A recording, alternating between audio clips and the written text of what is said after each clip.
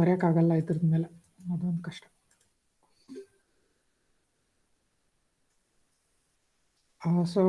I welcome you all students to this session of design of pre-stressed concrete elements, wherein we are in the fourth module, and we are learning regarding the shear strength and shear design of pre-stressed concrete beams.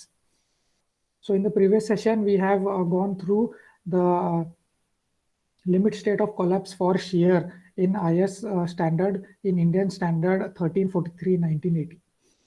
Okay, so we have learned how to analyze analyze the member for shear, right, and determine the shear force due to external loads, and checking the shear force or the shear strength of the concrete section. Right, so we have learned to do that. It is on page number 46, right? It is on page number 46 and 47. Right, so we have learned how to determine this particular VCO, that is shear sections uncracked in flexure, right? The ultimate shear resistance of a section in ultimate shear resistance of the section which is uncracked, okay, uncracked in flexure. So we use this particular formula for determining the shear resistance of that particular section. Okay, so it is 0.67 BD into square root of Ft square plus 0.8 FCP into Ft. So remember, all these formulas are given in your code book along with their definitions. So you can easily substitute and find out. Okay, if sometimes they do not give you Ft, you can use 0.24 square root of FCK to find out Ft. Okay, what is Ft? Ft is maximum principal tensile stress. Okay, the next thing that we learned was the ultimate shear resistance of the section cracked in flexure. Okay, cracked in flexure, wherein the section has cracked in tension zone and the stresses have been transferred to the steel reinforcement, right? So the ultimate shear resistance of such a section is given by this particular big formula. Okay, so we have learned how to use this formula and find out the ultimate shear resistance of a section which is cracked in flexure. Okay, so tau C over here, this is not tau naught, this is tau C. Okay, tau C is got from this particular table number 6, which is on page number 47. You can see table number 6 here. Tau C can be determined from this table. So we have to first determine the percentage of steel, that is 100 into AP by B into D. From this particular thing, depending upon the concrete grade, we can determine the shear strength of the concrete, the design shear strength of the concrete tau C. Okay. So this particular formula we have studied, we have learned how to substitute all these things and calculate the ultimate shear resistance of a section cracked in flexure. Okay. Then here M0 is equals to 0.8 FPTI by Y. Okay, so we have done this particular thing also we have done and we have solved. Okay, one important thing, VCR should be taken not less than 0.1 BD root FCK. It should not be less than 0.1 BD root FCK. Okay, so this part we have done. So this was just the calculation part, wherein we calculated what is the ultimate shear resistance of a section, ultimate shear resistance of the section. Now, once we determine that and we compare it to the ultimate shear resistance VU, right? We compare the VCR or the VCO value and we compare it to the shear force, external shear force or the shear force due to ultimate loads, right? Wherein it includes dead load as well as live loads, right? This ultimate load includes your dead load as well as live load and the shear force that is caused at that particular section. Right, usually at the support section, we consider consider our plane of interest or the section we consider at the support, because the shear is maximum at that particular point. So the shear force due to ultimate load we calculate and we named it as VU. Okay, V or VU, right? Ultimate shear force due to the loads. Then we compare that to the VCR. We compare it to VCR or we compare it to VCO. depending upon whether the section is cracked or uncracked. Okay, so we calculate and we compare it, and if it is less, okay, the first case, when V, the shear force due to ultimate load is less than Vc. When the shear force V is less than Vc, meaning the shear force which is coming on the beam is lesser than the shear capacity of the beam. At Vc is larger and the load, the shear force V due to ultimate load is smaller, meaning the concrete can easily handle this. It is not exceeding its, the shear force value V is not exceeding its capacity. The concrete can carry that particular shear force. Hence, what we do, we provide minimum shear reinforcement. Minimum shear reinforcement needs to be provided, or what we call as nominal shear reinforcement, which that has to be provided in the form of stirrups, right? Usually we provide stirrups to handle your shear force. So stirrups we provide. So you have this particular formula which you see on your screen, which we can use to calculate the spacing SV, which is just spacing, right? Spacing of your stirrups in the longitudinal direction. So ASV will be known to us depending upon the diameter of the stirrup and the legs of your stirrup, whether it is a 2-leg stirrup, 3-leg stirrup, 4-leg stirrup. Depending upon that, ASV can be calculated. B is breadth of the member, and Fy, it is Fy. Okay, Fy is what? Characteristic strength of steel of the stirrup. Okay, characteristic strength of steel of the stirrup, that is usually taken as Fe. It is not. It should not be greater than 415. It should not be greater than 415. It can be 250. It can be 415. Okay, so all the things here in this particular equation are known except your SV, which is the stirrup spacing along the length of the member. Okay, so from this equation we can calculate the spacing of your member, spacing of your stirrup, sorry. And then once you calculate this spacing, we have to compare it to these two cases. We have to compare it to these two cases which you see on the screen. Here, these two cases should not be exceeded. Your shear reinforcement should not exceed.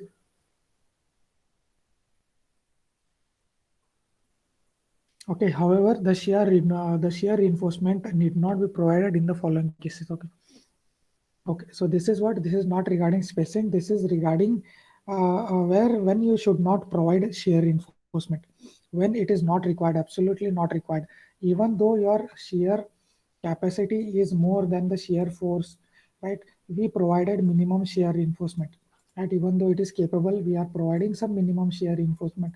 When it is absolutely not required, when this minimum shear reinforcement also should not be provided, it is not required. These two cases are where it is not required. When V is less than 0.5 times Vc, right?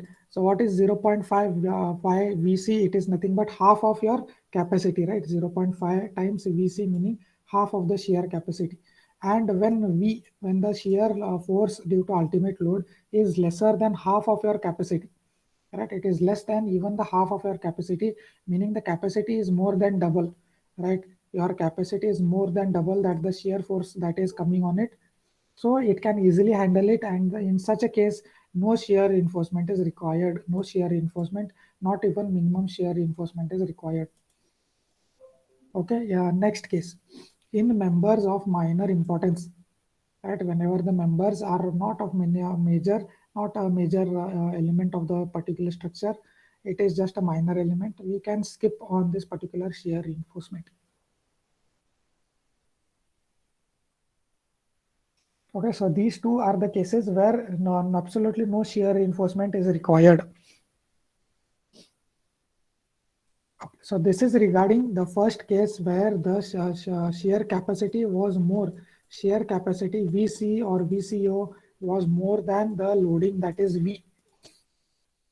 Okay, now in the second case, after that, in the second case, if you find out that V, the loading shear force due to ultimate load exceeds your shear capacity, exceeds the shear capacity of the beam, we need to provide design shear reinforcement. We need to design, and that particular steel which we design for has to be provided at adequate spacing. So this particular formula which you see on the screen is to be used for the calculation of spacing, again for spacing. Okay, ASV will be known to us Depending upon what diameter and how many legs of stirrups we use, we can calculate ASV. Okay, V minus VC is it gives you answer in kilonewton. That is the balance shear force. That V is the extra V is the shear force due to ultimate loads, and VC is the capacity. So suppose 500 kilonewton is the external load, which external shear force which is acting, right? 500 kilonewtons is the shear force V which is acting, and the capacity of your beam is 300. Capacity or shear capacity of the beam is 300.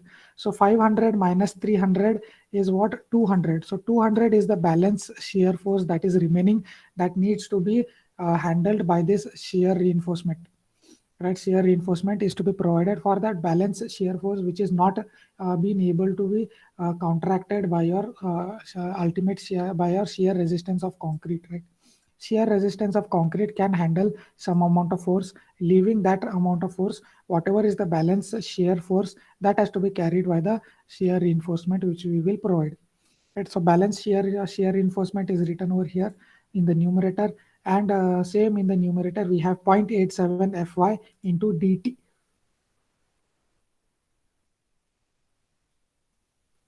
Okay, so here dt is the effective depth. Okay, effective depth minus your effective depth is the overall depth minus your cover. Right, it is the effective depth minus your cover, or else it can be taken up to the CG of your tendons. Okay, up to the CG of your tendon, the depth can be, or else you can take minus the cover. Okay, overall depth minus cover can be dt, or it can be the dt can be what I have told you, the depth. Okay, from the extreme compression fiber, depth from the extreme compression fiber to the either to the longitudinal bar or to the centroid of the tendons. So usually what we take here is to the center of the longitudinal bars, that is minus cover, overall depth minus cover we take as dt. Okay, so whichever is greater you have to adopt.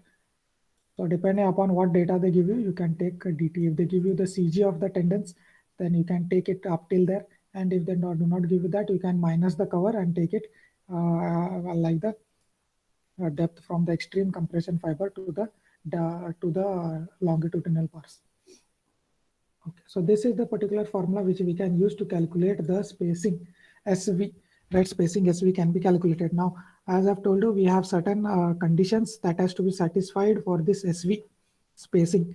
So the spacing of stirrups along the member should not exceed 0.5 dt. Okay, 0.75 dt, nor 4 times the web thickness of the flanged members.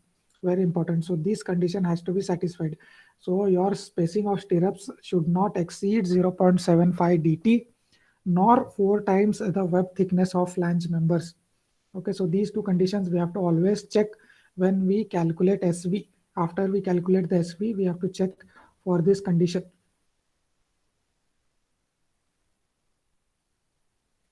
Next, when V exceeds 1.8 times VC, okay, when the shear force due to ultimate loads V exceeds the shear capacity by 1.8 times,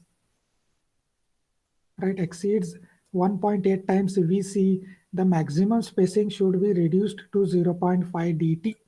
Okay, instead of this 0.75 dt, we have to use 0.5 dt, meaning the spacing, maximum spacing is reduced because the loading is almost 2 times. You can see it is 1.8, meaning it is almost 2. If the loading shear force is very high, right, it is almost double the capacity, then we have to reduce the maximum allowable spacing of stirrups, that is from 0.75 to 0.5 dt. Okay, that is regarding the longitudinal spacing. Now coming to the lateral spacing, meaning the spacing between two individual legs of the stirrups. Lateral spacing, okay, in the B direction, in the breadth of the member I'm talking about. Individual legs of the stirrups provided at the cross section should not exceed 0.75 dt. So when in this is the condition, we have to check for these two cases. Okay, 0.5 dt and 0.75 dt for the lateral spacing. Okay, so this is regarding the shear considerations and how we have to do the shear design. Okay, I've told you the steps. So I hope this part is clear, and how to determine tau c and all these things is clear. And regarding the shear reinforcement, I hope this part is clear. So I have used the code book itself to explain to you how it has to be done, because yeah, you will be knowing now where it is exactly located in the code book, so that it is easier for you to refer directly in the exam. Or else if I use notebook and explain, you will not be knowing where it is in the code book in exam, and then you will be searching and wasting your time. So this is clause number 22.43. It is on page number 48. So I have told you page number 47 and 48 are very important regarding, right, starting from 46, right, 22.4, limit state of collapse for shear. Right, so this entire clause 22.4 will help you in solving your module 4, right, up till here, up to this part. Okay, so is this part clear? I hope you have understood this design element of how you have to do. Have you understood how to design for shear? Shall we move on to numerical? Shall we solve a few problems?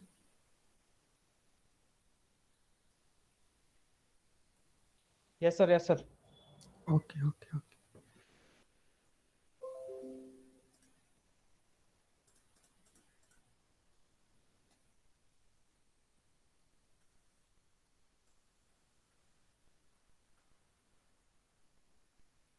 Okay, so what I've done here is I have written down the steps. Okay, I have written down the formulas, not the steps. I have written down the formulas that we will be requiring for solving. Okay, from the code book itself. No need to remember. You have these formulas in your code book. Okay. So the first case is when VU is less than VCO, right? When the loading is less than the capacity, then you have to provide minimum shear reinforcement, right? I've told you, and that is given by this formula. Okay, ASV will be known. Only thing that you have to calculate is SV, that is the spacing. You have to calculate from this equation. Okay, this is the first case when loading is less than the capacity. And the second case is when the loading is higher than the capacity, when VU is higher than the shear capacity of the beam. Then what you have to do, we have to provide a design shear reinforcement. Okay, so you have to provide a shear reinforcement, properly design, and then provide proper spacing. So this is the formula which we have taken from the code book, same formula. So this is what the numerator part I've told you, it is the balance shear force. And from here in this equation, we have to calculate SV, spacing of the stirrups. Okay, once you calculate the spacing of the stirrups, I have told you we have to check for this maximum spacing criteria. We have to check for this maximum spacing. So it is given by 0.75 dt or 4 times BW. Okay, breadth of the flange or breadth of the web or breadth of the rectangular cross section. So these two conditions it has to satisfy. It has to be less than these two. Okay, whatever spacing you calculate, it has to be less than these two values. Okay, if it is higher than these two values, whichever value is less, that you have to provide. Whichever value is less, yeah, that you have to provide. So usually shear force is maximum where shear force is maximum at the supports, right? If this is your beam, right? If this is your beam and you have a load, you have a UDL, say you have a UDL, right? So the shear force where it will be maximum shear force, it will be maximum at the supports, right? It will be in this format. So you can see at the center span, it goes on reducing up to zero, it becomes, and again it starts to increase and it becomes maximum at the support. You can see it is maximum at the support. So this maximum shear reinforcement or this SV, what we calculate, right, spacing, it has to be provided in the support section. At these both these sections, we have to provide what your spacing which we have calculated, and the in the mid section wherein your shear is lesser, shear force value is lesser, there you can provide larger spacing of stirrups, where because the shear force is almost zero at the center and it is reducing and it is lesser compared to the support section, right? So we can, what we can do, we can provide large spacing in the midspan, and at the support sections, you can see where I have marked, we have to give the calculated spacing which we have done over here. Okay, so I have given you an overall view and how we have to calculate using the codebook and the formulas. So now moving on to numericals, let us head on to numericals and solve for design shear reinforcement. So I hope you remember how to calculate VCR and VCO, right? This is what you have done in the previous class. So VCR and VCO is what you have to do first, right? We have to do this and then only we can head on to design of shear reinforcement if it is required. Okay, if it is required. If not, we should not design. Okay, so let us move on to the first numerical. Okay, I will read the problem statement for you. The support section of PSC beam is to resist a shear of 100 kilonewton. Okay, so the shear, the resistance, the shear which has to be resisted is of 100 kilonewton of a beam, that is 150 by 300. And where this shear force is acting, this is at the support section. Okay, where the shear is always maximum at the supports. So at the support, the shear that is encountered is 100 kilonewton, and the cross section of the beam is 150 by 300. It is a rectangular cross section. The pre-stress at centroidal axis is 5 Newton per mm square. The pre-stress at centroidal axis, meaning it is FCP. Okay, centroidal axis, the stress that is at the centroidal axis, right? It is compression, and if it is represented as FCP, 5 Newton per mm square. Okay, so we have done this previously while calculating VCR and VCO, right? We have used this FCP. Okay, a few other things are given like FCK value is given to us, FY value is given to us. Okay, and the cover to tension reinforcement is 45 mm. Cover is given. Check that section for shear and design suitable shear reinforcement. Check the section for shear and design for suitably for shear reinforcement. Okay, along with that, we have been given with FT value. FT is 1.5. Okay. So it is nothing but tensile stress. Okay, maximum principal tensile stress FT is given to us. Okay, if it is not given, I've told you the formula. It is given in the code book 0.24. What 0.24 what? Root FCK. So we can use this to calculate FT if not given. Okay. Now this is what is given. All this the given values I have written down over here, and from V. Okay, from V I have converted it to VU. I am multiplying it by the factor of safety 1.5. Multiplying V by 1.5, I have converted it to ultimate shear force VU. I have converted it to ultimate shear force VU as 150 kilonewton. Okay. Then B and D are the cross section of your member, rectangular section. No problem. All these things are given. Okay. Then calculation of DT, I've told you it is the effective depth. Effective depth. So it will be what? The overall depth 300 minus the cover. Correct. Overall depth is 300 minus the cover will give me the effective depth of the section, that is DT. Okay. So DT we have calculated. So all these things are given and we have calculated DT and VU. Okay, so we have to convert your shear force to ultimate shear force. Remember this step. Okay, so this is done. So after that, we have to calculate now what? We have to calculate VC. That is the capacity of the concrete section, capacity of the concrete, shear capacity of the concrete section. Since you can see here, there is no mention or there is no term M or M naught, right? There is no M or bending moment, which is present in this particular question. So we will use VCO, that is for uncracked section. We will calculate VCO, that is ultimate shear resistance of a section, uncracked section, VCO. So VCO here is given by the formula, right? This is in the code book itself. You can copy it down. 0.67 BD square root of FT square plus 0.8 FCP into FT. Right, so this is an important formula. So all the things or all the terms here you can see are known. Right, B is known, which is 150. Breadth of the member. This is the overall depth of the member, 300, not the effective depth. Okay, overall depth. Then FT is given 1.5. Right, FT square we have done 0.8. FCP is also given as 5 Newton per mm square. No problem. That also we have substituted. And once more we have substituted FT. Okay, so all the required things we have substituted, and the shear ultimate shear resistance of the section is got as 86.59 kilonewton. 86.59 kilonewton. So VCO is equal to what? VCO is equal to 86 kilonewton, and V, that is the ultimate shear force due to ultimate loads. Shear force due to ultimate loads, V is what? 150 kilonewton. 150 kilonewton.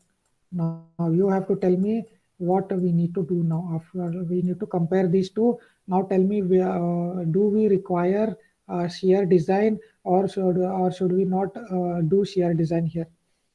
Shear design is required, or is it not?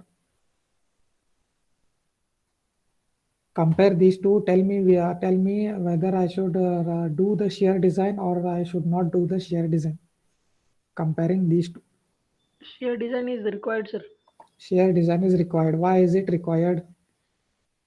Capacity is less than the coming load, sir. Yes, very good. So you can see the capacity of the section. The capacity of the section is 86 kilonewton, but the shear force that is acting at that particular section is 150. So it is lesser, right? So you have to write this particular statement. Okay, after you calculate, make sure you write this statement and then write down design shear reinforcement is required. Okay, so I have written down over here. You can see the loading, the shear force due to ultimate load is higher than the shear strength or the shear capacity of the section. So design shear reinforcement needs to be provided, right? Shear design is required. We need to design and we need to provide adequate shear reinforcement. Okay, so make sure you do this comparison and write down the statement. Okay, and if not required, what you have to do? If it is not required, if it is less, if it is the reverse case, what you have to do then? If it is the reverse case, if it is the reverse case, ಏನ್ ಮಾಡ್ಬೇಕ್ರಿ? Reverse ಇದ್ರೆ, if the capacity is more, if the capacity is more than the ultimate shear force due to ultimate loads, what you have to do? If it is the reverse case, instead of this, if it is this, Minimum shear reinforcement should be given, sir. yes, so we have to provide minimum shear reinforcement. Minimum shear reinforcement, also I've told you the formula. So minimum shear reinforcement needs to be provided in that case. But in this case, what you have to do? You have to design for shear and we have to provide adequate design shear reinforcement. Okay. So here in this particular thing, what we will do is we will assume two-legged vertical stirrups of 8 mm dia. You can use 6 mm, but usually we will go with 8 mm. Okay, not with 10 or 12. Usually we go up to 8. Okay, not higher than 8. Okay, in a very rare cases where the shear force is very high, then we can increase this. But usually what they do, they will increase this legs of the stirrups instead of increasing the dia. So here what we have do, what we are considering two-legged vertical stirrups of 8 mm dia. Okay. So here ASV we will calculate first. ASV is pi by 4 into 8 square. Right? What is the diameter? 8. Right? So pi by 4 into d square or 8 square into 2. Why is this into 2? Because it is two-legged vertical stirrup, right? It is two-legged. So into 2. If it is 4, you have to take 4. If it is 3, you have to take 3. Okay, so pi by 4 into 8 square into 2 will give us the ASV, that is area of the cross section of the stirrups, that is 100.52 mm. 100.52 mm. After you calculate the ASV, this is the formula which we can take from the code book, correct? I copy it down from the code book. ASV by SV is equals to the balance shear force divided by 0.87 Fy into dt. So here this particular term is unknown. So let us calculate what is VU minus VCO. So VU is what? 150. Right, 150 is the ultimate shear force which is coming, and minus VCO is 86.59. So what is this value? Can you calculate and tell me what is the balance shear force?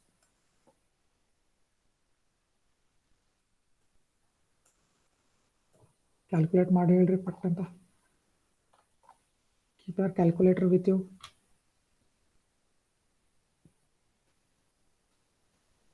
Answer ಮಾಡ್ರಿ ಬೇಗ. 63.41 kilonewtons. 63.41. 41. Okay. Kilonewton.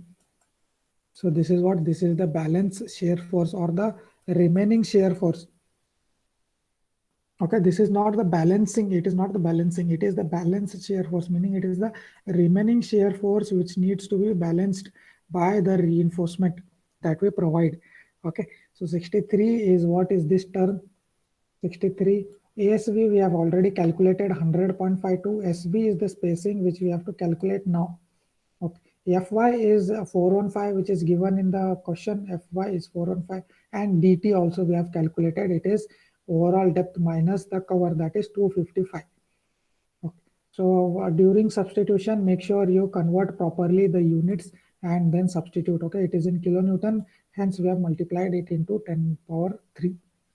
Okay, so 100.52 divided by SV is equals to the balance shear force, that is 63.41 kilonewton into 10 power 3 by 0.87 Fy into dt. Okay, so once this is done, so SV is equals to what? 145 mm.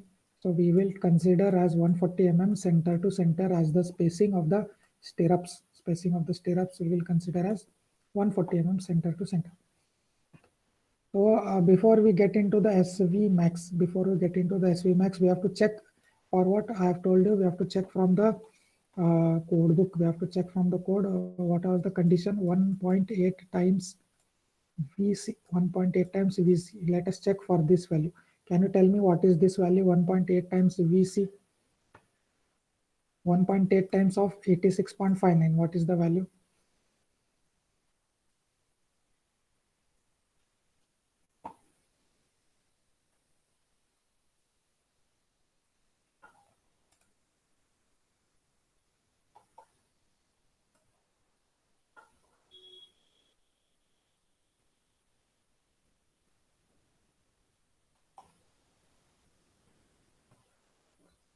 ಶುಭಂ, ಸುನೀಲ್, ಶ್ರೀನಿವಾಸ್, ಯಾಕ್ರೆ answer ಮಾಡ್ರಿಪ್ಪ, calculate ಮಾಡ್ರಿ ಬೇಗ. I will not calculate, you have to tell me the answer, Baba. 155.86 kilonewton. 155.86 kilonewton. Okay, so what was the condition as per code book? If VU is greater than 155, that is 1.5 times 1.8 times VC. Okay, if this was the condition, is this the condition? Is 150 greater than 155? No, this is false. It is less than 155, right? So this is condition is not satisfied, right? Hence what we will do, we will adopt the first two cases, right? The first two cases, 0.75 dt and 4 times bw. If it was greater, if this was greater, if VU was greater than 1.8 times VC, if it was greater than 1.5 times VC, what we have to do, instead of 0.75, we have to use 0.5 times dt. Okay, if it was greater than 1.8 times VC, we have to use 0.5 times dt over here. Okay, so that you have to remember. Okay, before we head into SV max calculation, make sure you do that check, and then come to this both these cases. Okay, so we have checked, so it is less, right? VU is less than 1.8 times VC. Hence we have adopted these two conditions. Okay, so it is first case is 0.75 dt and 4 times bw second. Okay, 0.75 dt is 191.25 and 4 times bw is 600 mm. Okay, so your spacing SV which we have calculated should be less than these two conditions. Okay, should be less than these two. So you can see our SV that we have calculated is lesser than both these conditions.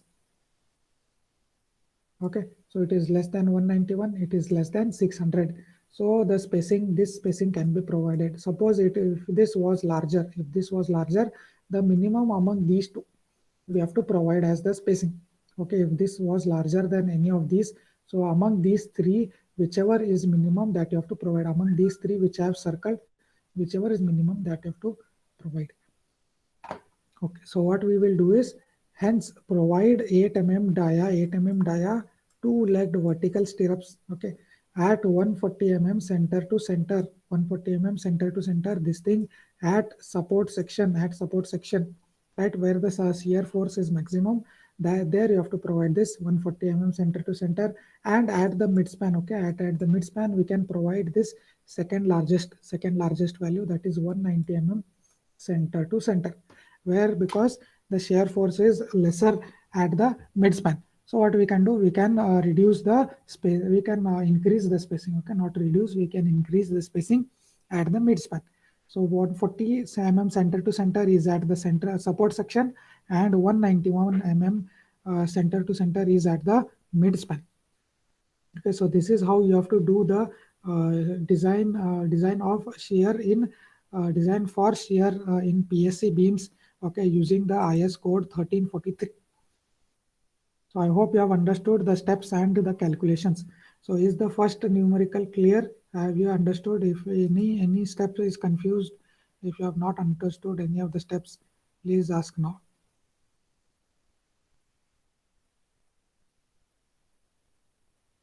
Please, everyone should reply. Please reply so that I am aware that you are Clear, sir. clear. Okay. Sandesh has understood. Others, please reply so that I can check who all are active in the class and who all have just joined for attendance. Yes, sir. Understand. Good, very good. Srinivas has understood. Next. Understood, sir. Very good. Sunil has understood. Hosur has understood. Next. Shubham SR. Shubham is not there. Vijay, Belvi, Vijay and Vinayak. Yes, sir. Okay. Artha aitre? Yes, sir. Understood, sir. Okay. Vijay, Belvi. Vijay and Shubham are missing. Okay, no problem. We shall check in the next numerical. Okay, so shall we move on to the next one? Next numerical. I hope this part is clear. First numerical, wherein the shear force, the shear ultimate shear was greater than the where it was greater than the shear capacity. Right. So we will solve one more numerical which is similar to the first one.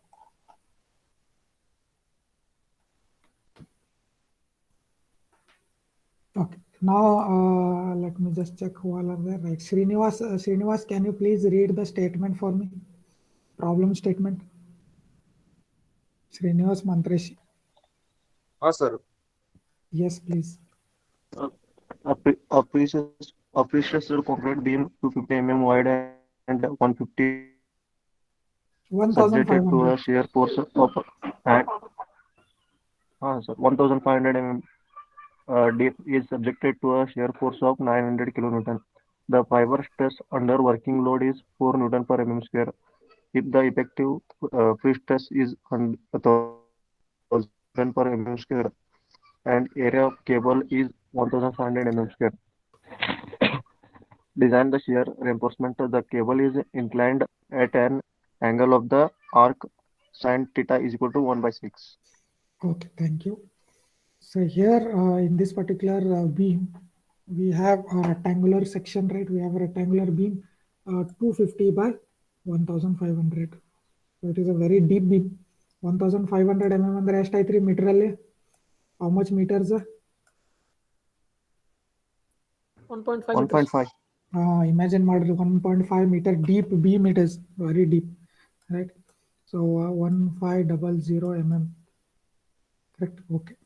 Subjected to a shear force of 900 above ನೋಡ್ರಿ ಎಷ್ಟು kilonewton force ಇದೆ, 900 kilonewton ಅಲ್ಲ, 900 newton ಅಲ್ಲ, ಅದು 900 kilonewton.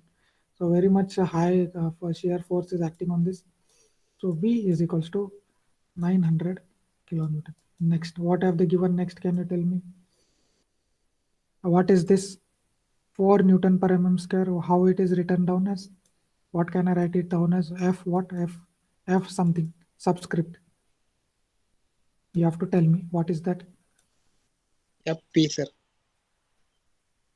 Is it FT or is it FCP or FY or FCK?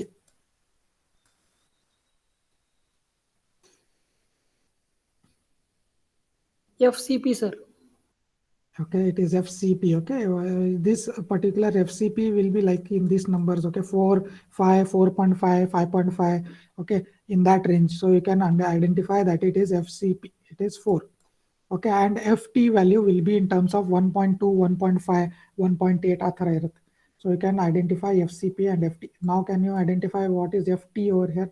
Okay, the FT is missing, right? FT is not been given. Okay, no problem. We will come to that later. So FCP is given. Now next, what is FY and what is FCK? Okay, so that is also not given. Okay, no problem. What is FP? And we have been given with AP. FP is what? If the effective pre-stress is at 1000. So FP is 1000, correct? You can see FP is written as 1000. So FP is 1000. The stress in the cable, okay, effective pre-stress in the cable, that is 1000 Newton per mm square.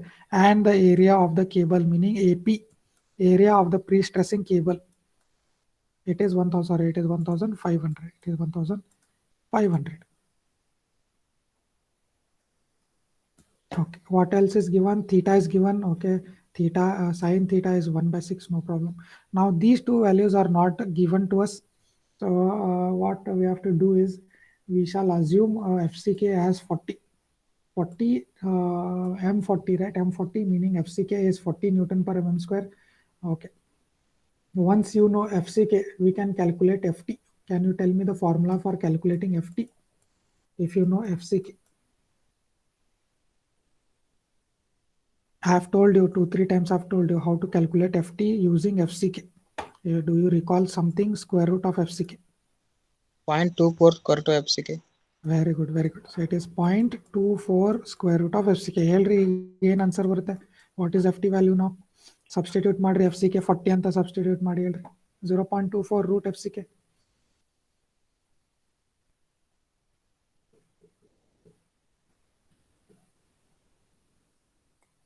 It will be in the range of 1 to 2. 1.52, sir. 1.52, sir. Okay, correct.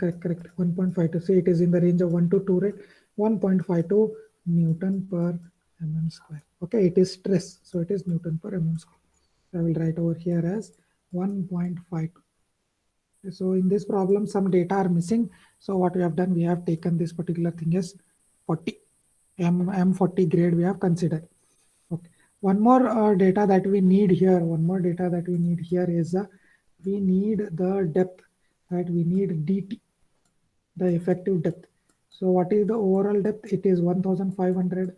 So what we will do is, shall we assume cover of 50 or 100 or 25? What should we assume? Check the depth and tell me, should we assume 100 or should we assume 50?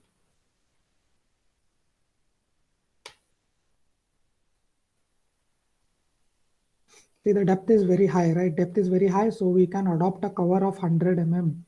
So we can adopt a cover of 100 mm. So the cover, what we will assume here is 100 mm. Now, can you tell me what is DT? What is DT?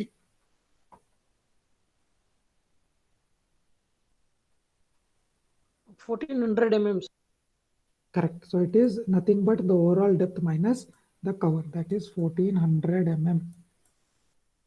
Okay, so all the data now we have with us for the calculation, right? We have FC, we have FTP, FCP, FT we have, then we have DT, FCK, all those things we have, right? FP and AP also we have been given with, no problem. All the things we have. Now tell me, do we have to consider FCP, FCO or VCO or VCR? Whether we have to consider cracked section or uncracked section? Depending upon the data. Okay, you are telling me uncracked section. Why do we have to go for uncracked section? Any The moment is not given, sir. Right, very good. So there is no mention of moment over here. Hence, we shall go with uncracked section. Right, we will solve and then we shall check with ultimate shear force. Right, we will calculate both and then we will check whether it is greater or whether it is lesser than. Okay. So now this is all the given data which is provided to us. Right. So what we will do is, instead of sine theta, we will consider directly theta itself. Okay, because sine value 1 by 6 is small, right? Very small. So instead of sine theta, we will consider theta is equals to 1 by 6. Okay, so all these things we have written down, right? All these things we know. Next, they have given us FP and they have given us AP. So using these two values, you have to calculate what? You have to calculate P. That is the pre-stressing force P. Okay, how can P be calculated? P can be calculated by what? AP into FP. That is stress into the area of steel. Area of steel into stress in steel. Area of steel into stress in steel. Okay, both are for steel. Both are for steel. So AP into FP you can do, and we have found out that the force in the cable is 1500 kilonewton, 1500 kilonewton. So P is done. So why have we calculated P over here? Can you think why have we calculated P? Why is P required? If you look at this theta, you will recall why we require P.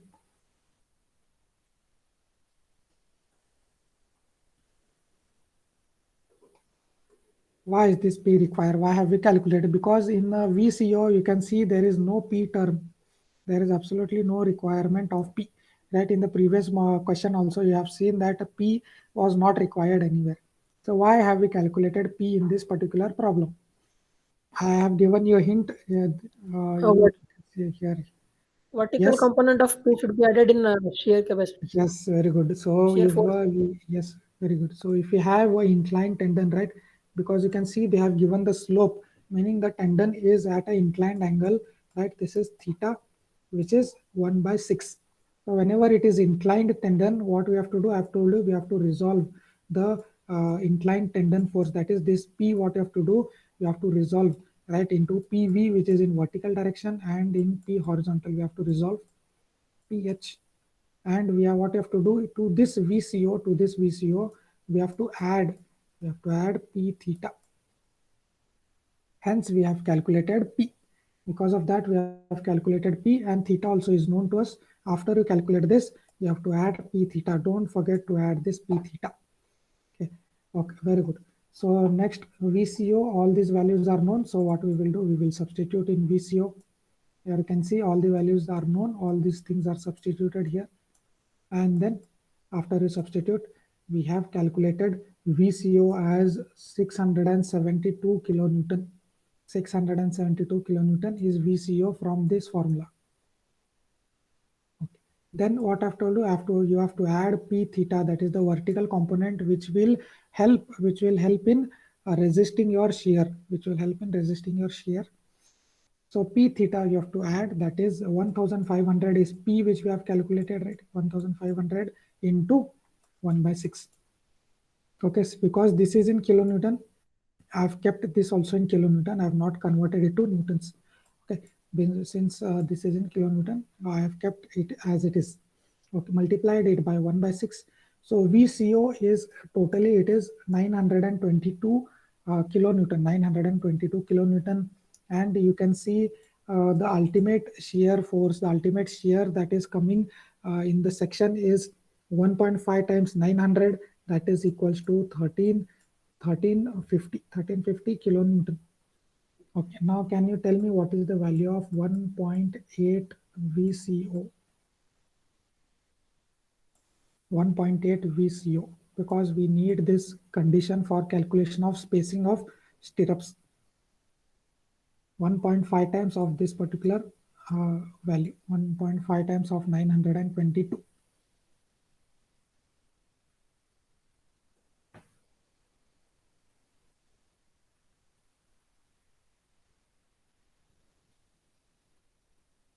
ಮಾಡ್ರಿ answer ಮಾಡ್ರಿ ಬೇಗ, ಏನಾಯ್ತ್ರಿ?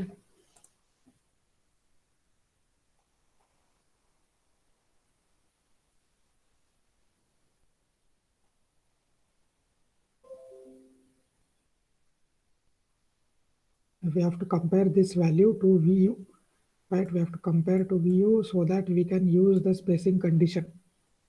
So tell me the value of 1.8 times VCO.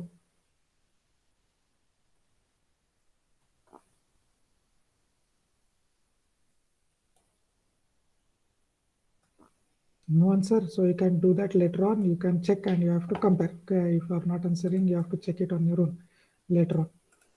Okay, then you can see 161.35 kilometers. 1635. 61.35. 163 1661.35. 1661. Okay, 1661. Okay. Yes.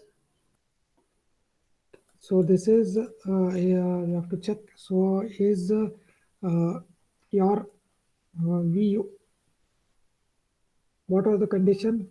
1.8 times VU, right? 1.5 times VU or VC? What was the condition? Do you recall?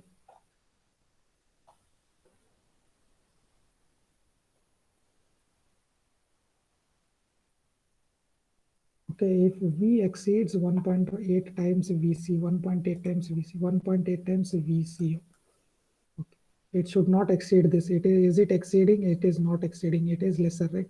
So you can see VU is less than 1.8 times VCU. It is lesser than, this is greater, and VU is lesser. VU is lesser. Okay. So what you have to do, you have to use the first condition itself for spacing, right? So we have checked for spacing condition. Okay, you can do this step later on after you have calculated the spacing. After you have done that, you can do this check. But I have done it in the first step itself. No problem. Okay, so remember the condition is it is not satisfied. It is lesser than VU. Hence, we have to use the first spacing conditions, that is 0.75 dt and what 0.75 dt amps 4 times BW. We have to use these two. Suppose it was not true, then we have to go for 0.5 dt.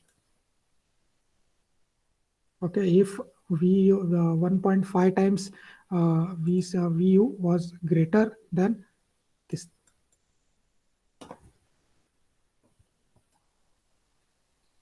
Okay, so moving on into the shear design, we require shear design in this case, right? We require shear design because you can see the capacity is lesser than the ultimate shear load, ultimate shear force due to your external loads.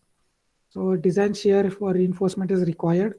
Okay, so what we will assume here, we will assume 8 mm dia, 4-legged stirrup. You can see in the previous one we had used 2-legged stirrups, right? But here we are using 4 because the beam dimensions are very high. The shear force which it is experiences is also very high. Hence we are going for 4-legged vertical stirrups. Okay, so pi by 4 into 8 square into 4 number, right, into 4 will give us ASV. ASV is 201.06 mm squared. Okay, so this formula we have to use, which is taken from the code book. So ASV, we know ASV is known. SV is what we have to calculate. That is spacing of the stirrups. So this is the balancing moment that is left. Balancing moment into 10 power 3 to convert kilonewton to Newton. And 0.87 Fy we have assumed as 415. This is not given in the question, right? But since this beam has very high shear force values, so we have used a higher grade of steel in this stirrup. Okay, you can go for 250 also if you have a lesser amount of shear force that you have to balance. Here we have adopted 415. Okay, and dt we have calculated it was 1400 mm. Substituting all these and calculating for SV, we have got SV as 238 mm. 238 mm. Okay, now let us check for the condition, right? SV max. SV max, we are checking with the condition 0.75 dt and 4 times BW. Okay, 0.75 into 1400 we have got as 1050 mm, and 4 times BW, that is 1000 mm. 1000 mm. Okay, so this value is lesser than both these values, so no problem. We can go with 238 mm spacing center to center. Okay, so at the support section, we can provide 8 mm dia, 4-legged vertical stirrups at 230 mm center to center. Okay, always what you have to do is, you have done this same step in the RCC also, right? RCC design, wherein what the value that you got you provide lesser value. Okay, you provide always lesser spacing. So it is 238, you can go with 230. Okay, don't go and round it off to 240. Never round it off to a higher value, always round it off to a lower value. Okay, and check this particular thing should be easily executable in the field, right? 230 is I think it is 15 30 right, 30 sorry, 9-inch wall, right? 9-inch wall, I think. So it can be easily executed. Don't keep it like 235 or don't keep it like 225. Don't keep it in these values. It is difficult to execute in the field. So 230 is easier. So we can go with 230. So 230 center to center at the support section where the shear force is maximum.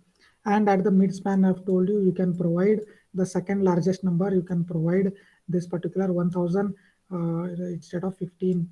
Right? Provide the second largest number among these three. Second largest among these three, you have to provide 1000 center to center at midspan.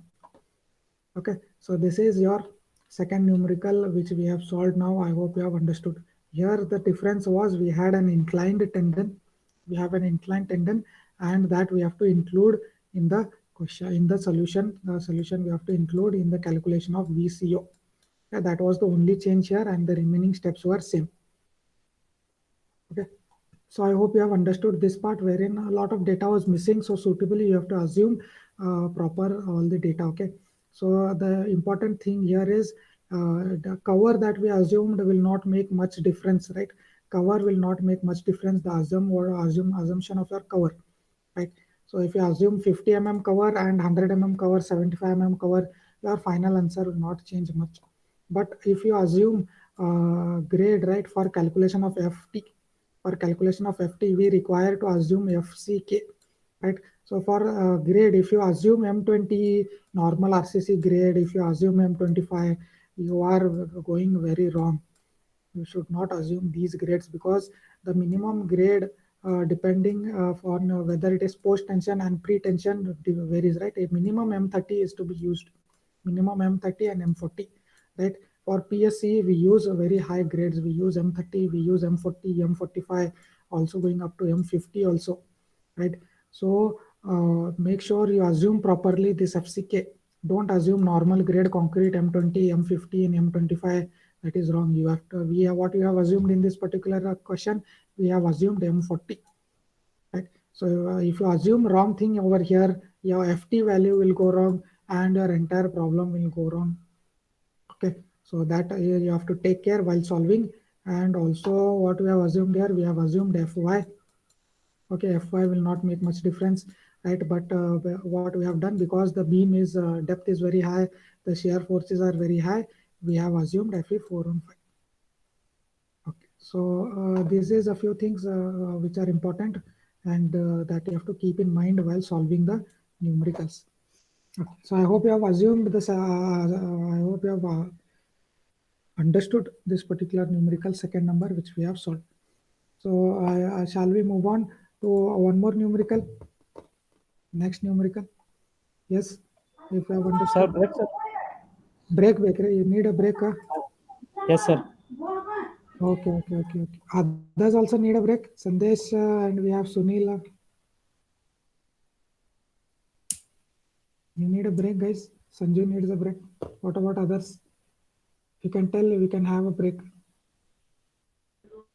Continue ಮಾಡಿ sir. Continue ಮಾಡೋಣ ತರ ನೋಡ್ರಿಪ್ಪ Sanju. Sir, 2 minutes ಕೊಡ್ರಿ sir. ಸಾಕು. Okay. 2 minutes break we'll have. Okay, we'll have to break of 2 minutes. Come quickly. Come back quickly. Yes. Thank you, sir. Okay, so until those who want a break can go for a break and can come back in 2 to 3 minutes. You can come back in 2 to 3 minutes. Okay, until then, if you want me to explain any of the part, if you want to understand any of these parts, please let me know. I'll explain once more. So have you understood this particular condition which we were checking for spacing? 1.8 times VCO. Sorry, 1.8 times VU, right? VU. You have to check if V exceeds 1.8 times VC.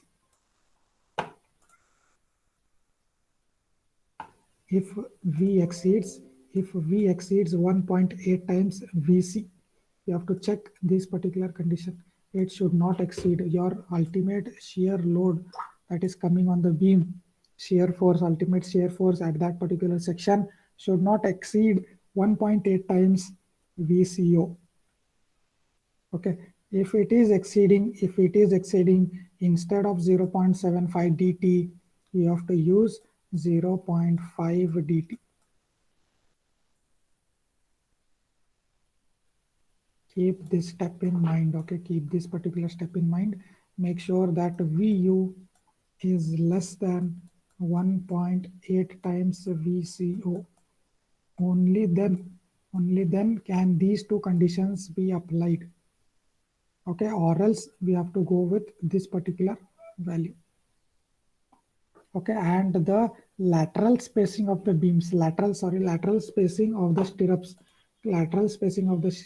should not exceed 0.75 dt.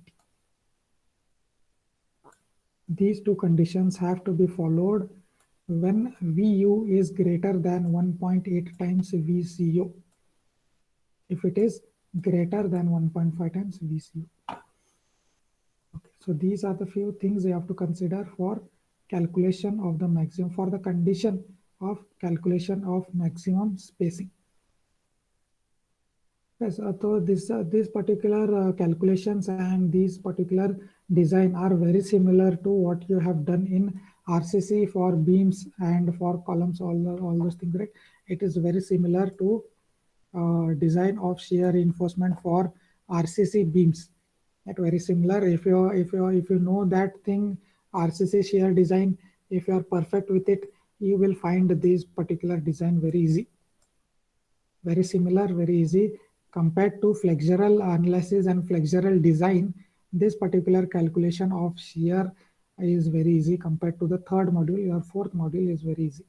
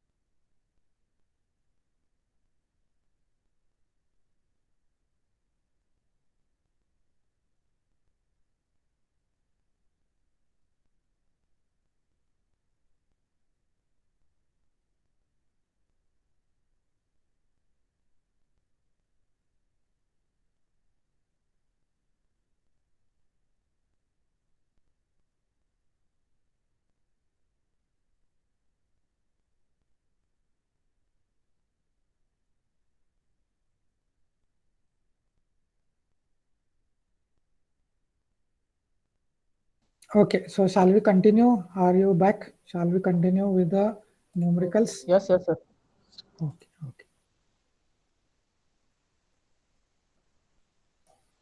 Okay, so moving on to the third numerical. I request, who shall I request now? I request Vinayak Pujari to please do the honors of reading the problem statement for us. Yes, sir.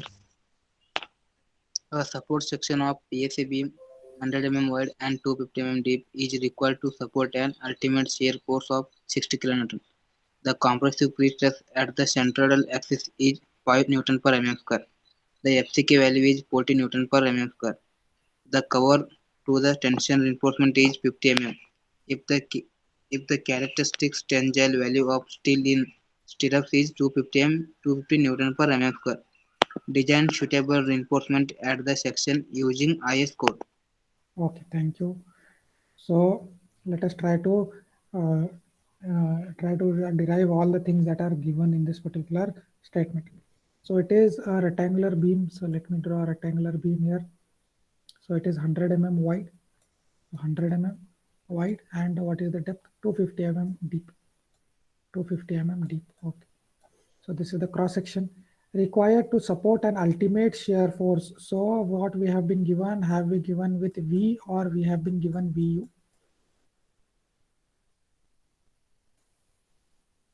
Have they provided us V? Do we require to multiply it 1.5 or we do not require to multiply it with 1.5? It is VU, sir. It is VU, right? It is the ultimate shear force that is already given. No need to multiply. Do not multiply again by 1.5. Okay, it will become 3 times then. Factor of safety will become 3. Okay, so don't multiply. It is already multiplied and given to us. Then the compressive pre-stress at the centroidal axis. So what is this 5 kilonewton? Can you identify now? Sorry, 5 Newton per mm square. If what is it? If it is FCP or it is FT? FCP, sir. Okay, it is FCP, correct. It is the stress, compressive stress. You can see FC denotes compression and it is always at the centroidal axis. And it is in the range of 5. So FCP you have identified. Next, the FCK value they have given FCK. FCK is 40, no problem. Directly they have mentioned. Then the cover to the tensile reinforcement is 50 mm. Here the cover is 50 mm. Cover is 50. So what is the effective depth now? What is the effective depth? 250 minus 50. So it will be 200. Okay. If the characteristic tensile value of steel in stirrups is, so what have they given over here in this particular statement? What value is given to us? If the characteristic tensile value of steel in stirrups is 250 Newton per mm squared. FY, sir. Fy of what? Fy of what? Stirrups. Okay, Fy of the steel of the stirrups is given as 250. So it is mild steel, correct? It is mild steel. Newton per mm squared. Next, what is given next? Anything else? No, nothing else is given. So we need to calculate Ft. So Ft formula in Ft formula. What is Ft? 0.2 for FCK, square root of FCK. 0.2 for square root of FCK. Can you calculate and tell me the value?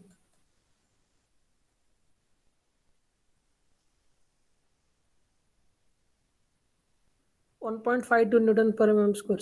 Okay, so it is in the range of 1.5 to 1.5 to 2. So 1.52 Newton per mm squared. Okay, so what else is required for calculation now? And which formula do we have to use for substitution? Which formula? VCO or VCR?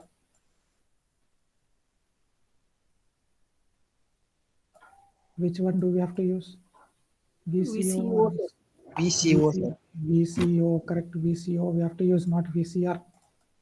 Okay, actually what we have to do is we have to calculate both and we have to adopt the minimum one. Okay, we have to calculate both and we have to adopt the minimum of those two. Here we will do the VCO calculation. Okay, so all these things we have been given with, we will use directly, right? So this is given, we have written it down. Now substituting in VCO, right? VCO. So this formula we know from the code book. Substituting all these values.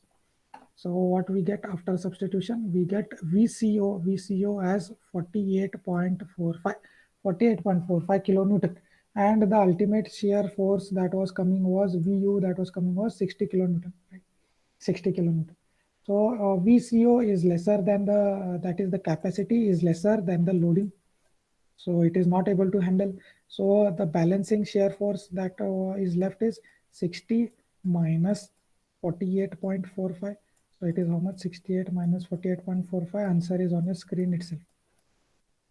It is 11.6 kilonewton is the balance shear that is left to be handled by the steel reinforcement, the reinforcement that is provided in the form of stirrups. So this is calculated. Okay, you can do this in the formula or you can calculate like this separately and mention if you have time. No problem. Then here you can see balance shear force is very less, 11.6 over. It is very less, no? So you can go for 6 mm dia, very less. 6 mm dia, 2-legged vertical stirrups. So ASV will be pi by 4 into d squared into 2-legged. So it will be 56.52 mm squared, 56.52 mm squared. Okay. Now substituting all the things in this particular formula to calculate spacing. So Fy was what? 250, right? 250 Fy.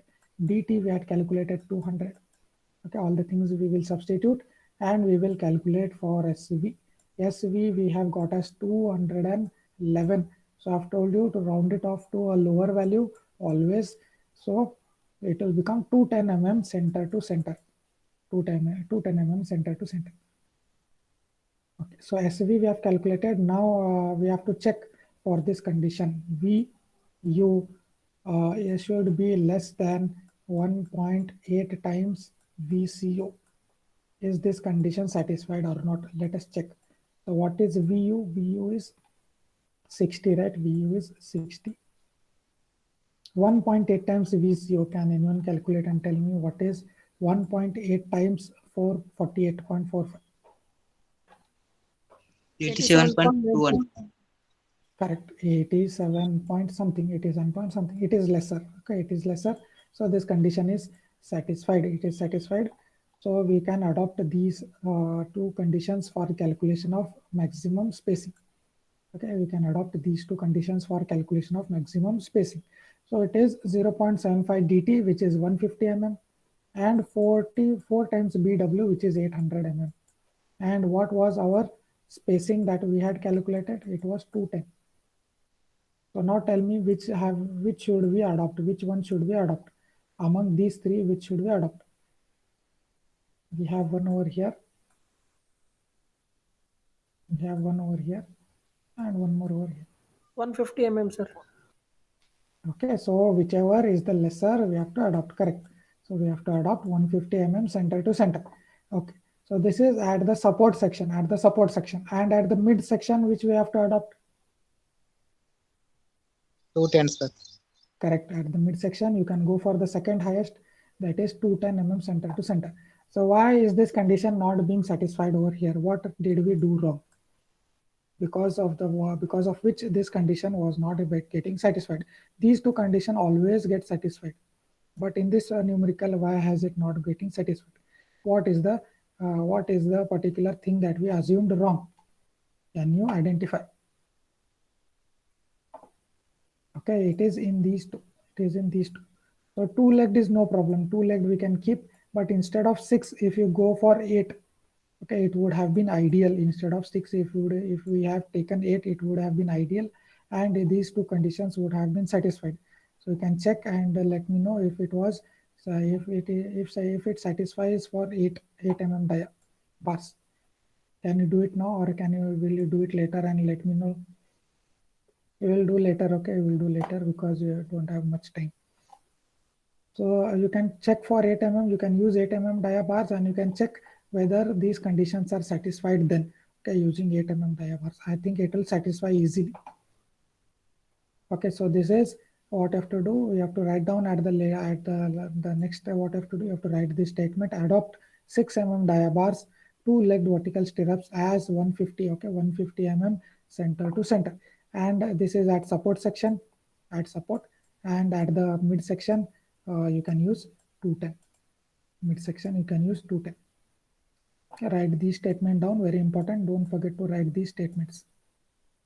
Okay, so with this we are done with your design of shear reinforcement in pre-stressed concrete beams.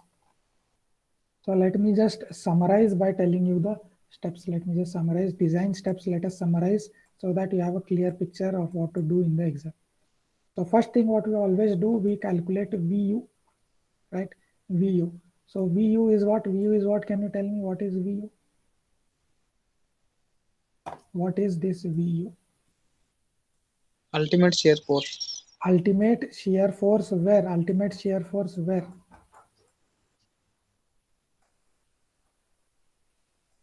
It is in the cross section. Okay, it is in the cross section, at the required cross section.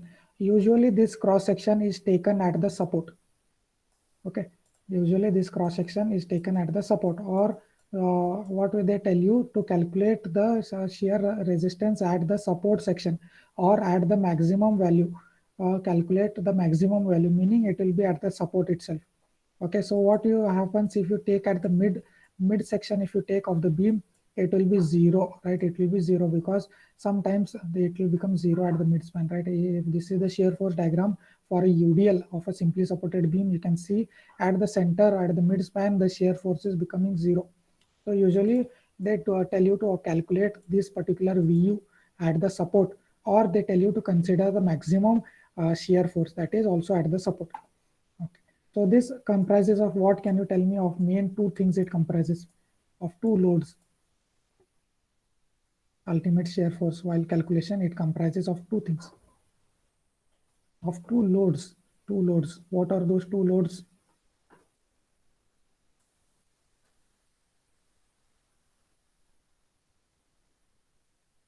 ಯಾವ್ದ್ರಿ loads? ಯಾವ್ದಾರ beam consider ಮಾಡಿದ್ರೆ?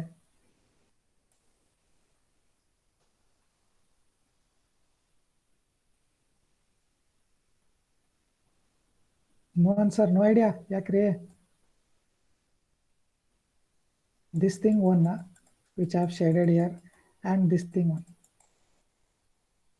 Dead load UDL. Correct. Dead load and live load. Live load. Okay, whatever may be the case, it may be a point load, it may be a UDL, it may be anything. Okay, dead load is the self weight of the beam and live load. Okay, so ultimate shear force comprising of both these things. Okay, then after this you have calculated. Okay, usually they give you. If they do not give you, depending using the free body diagram, you can always calculate. Right. So dead load will not play much effect in this shear force calculation. Mainly we have to deal with live load for the calculation of ultimate shear force, right? Depending whether it is a point load or whether it is a UDL. You have to calculate the maximum shear force or the ultimate shear force. Okay, after you calculate, to make sure you multiply it by 1.5. So to get in VU, okay, to get the ultimate shear force, you have to multiply the load by 1.5. Okay, then second step is calculation of VCO or VCR. Right. Depending upon whether you are going for VCO or whether the section is cracked or uncracked. Right. Given depending upon the given data, you can identify whether it is cracked or whether it is uncracked, and you can use the particular formulas from the code books, and you can calculate VCO and VCR. Right. You know the formulas, you can directly calculate.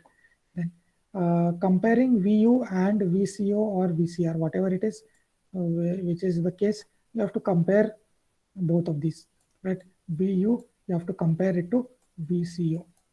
VC, let us generally call it as VC, or the ultimate shear capacity of the beam. So you have to compare whether it is less than or whether it is greater than.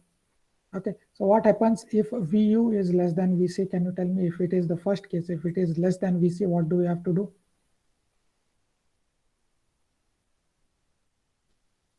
If the loading is less than the capacity.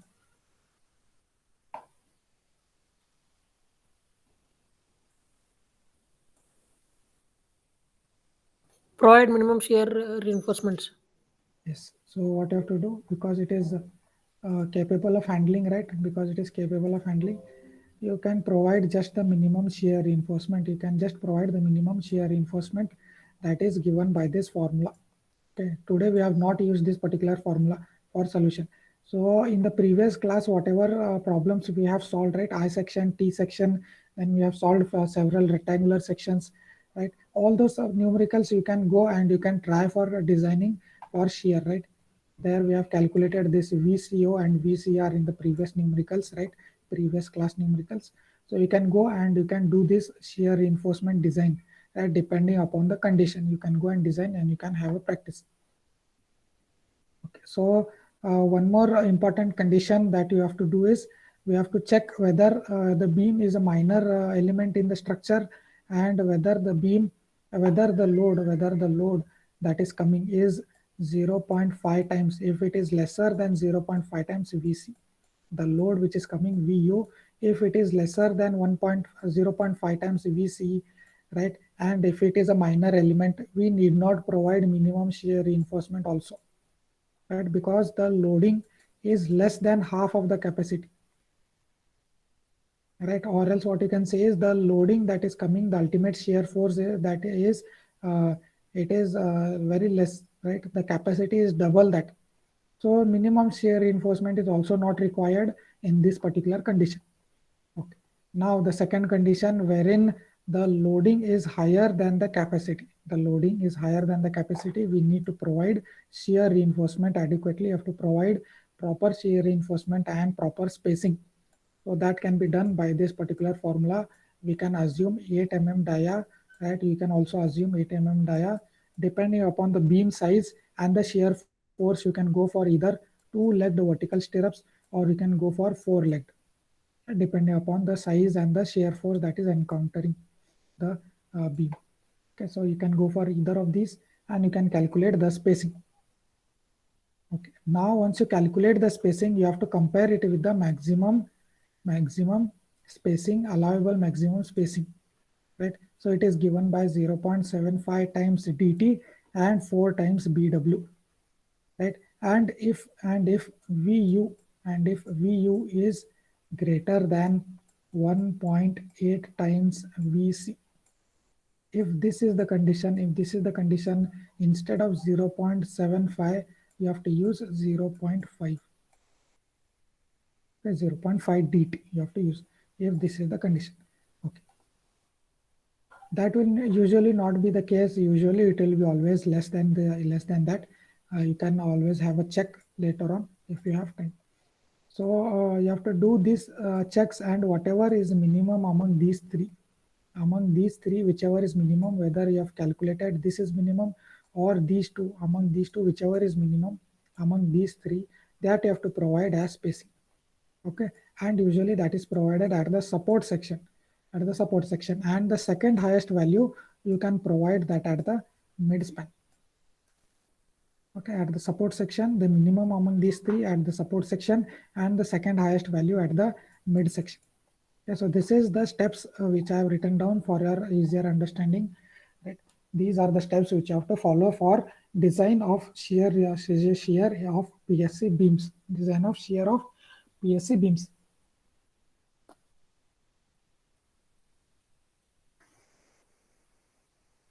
Okay, so I hope you have followed the design shear reinforcement, and I hope you have understood all the things and it is clear. So can you reply and tell me whether you have understood clearly? Vijay, Vinayak, then we all of you who are present today. Yes, sir. Understood, sir. Understood, all clear? Yes, sir. Clear, sir. Okay. Others, Sanju? Yes, sir. Yes, okay. Yes, sir. Okay. Understood, sir. Okay. So with this, we are done with the fourth module. Can we start with the fifth module today?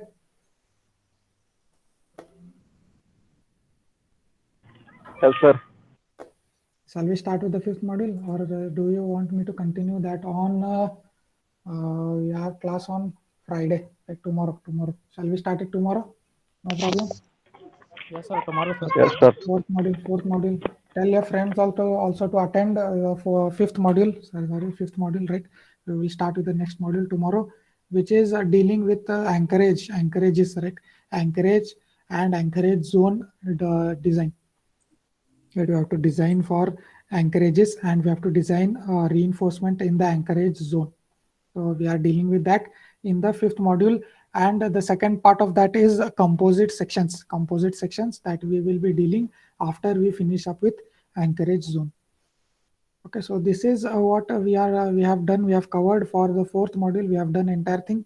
Then tomorrow we shall start with the fifth module. So you can give your attendance. Those who are present and active, please give your attendance before leaving the session.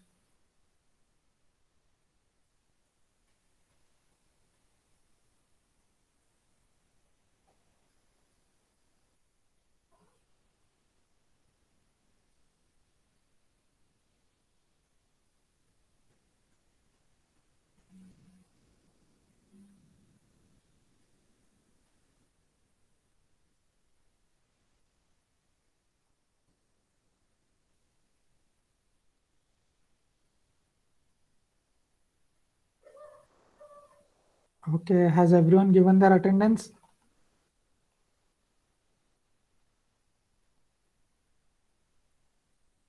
Yes, sir. Okay.